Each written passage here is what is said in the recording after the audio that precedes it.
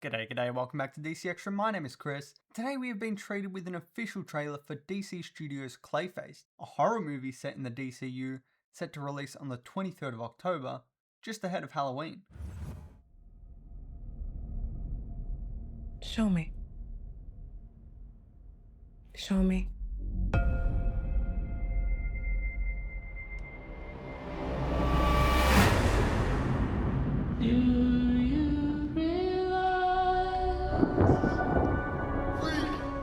What do you want, Mr. Hagen? I want my life back. I know you. You're famous.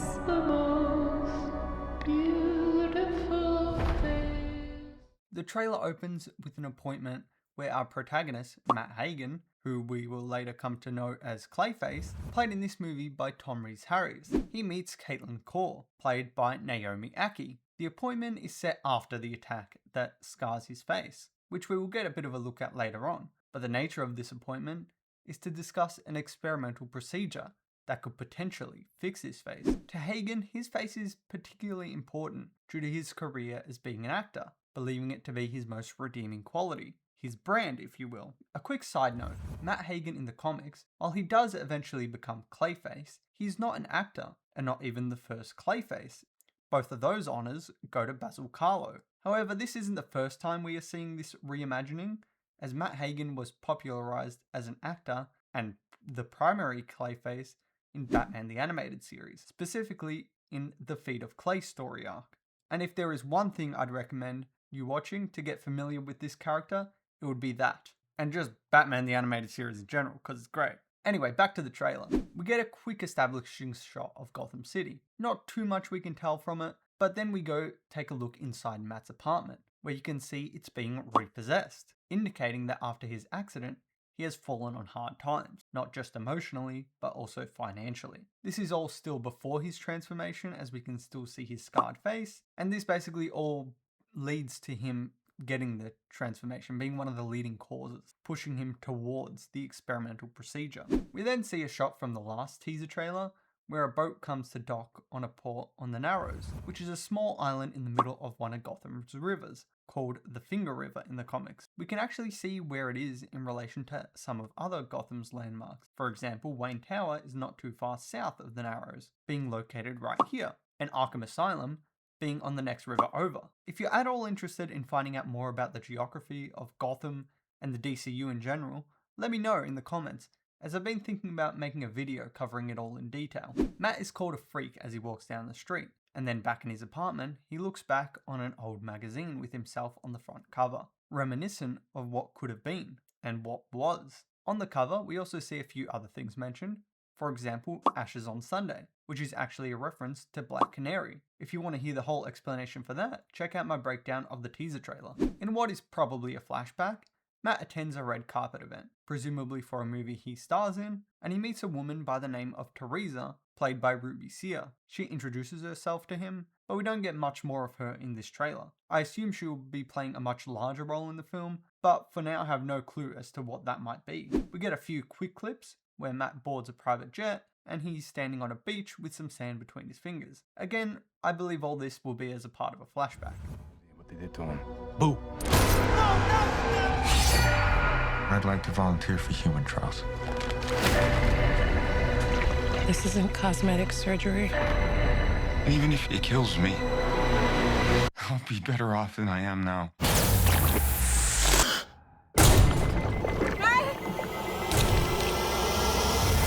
Matt! What? I'm okay. You okay? I'm okay. I feel great, actually. I have no idea what side effects you'll have or how to treat them. Sir, the seatbelt sign is on. We're in unknown territory.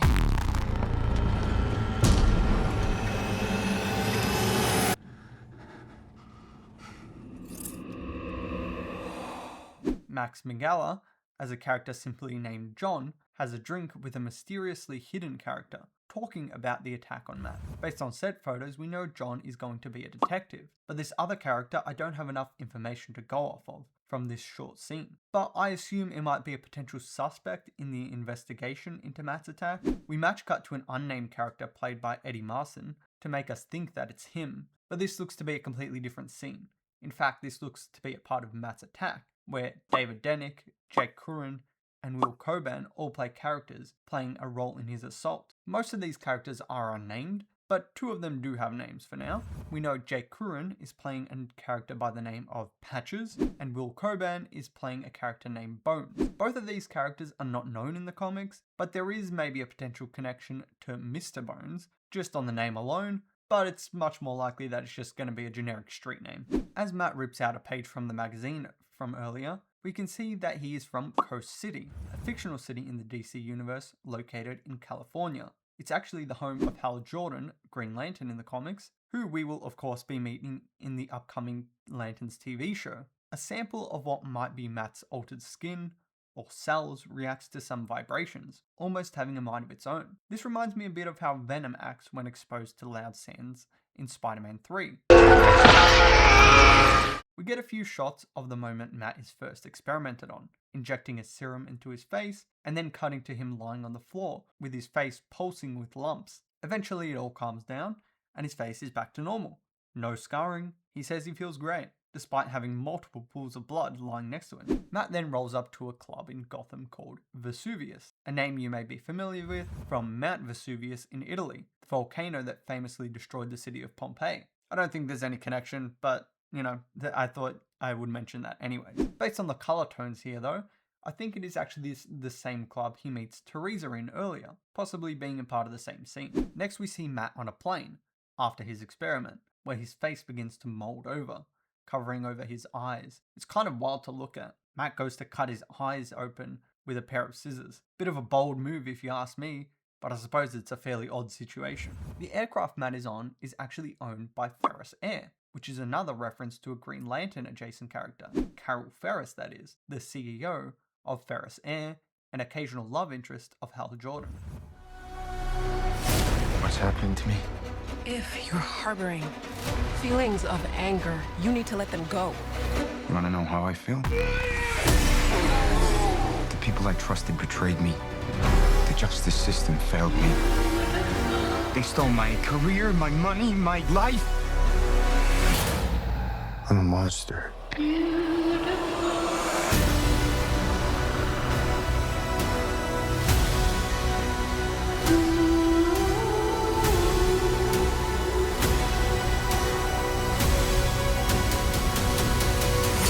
have no idea who you are.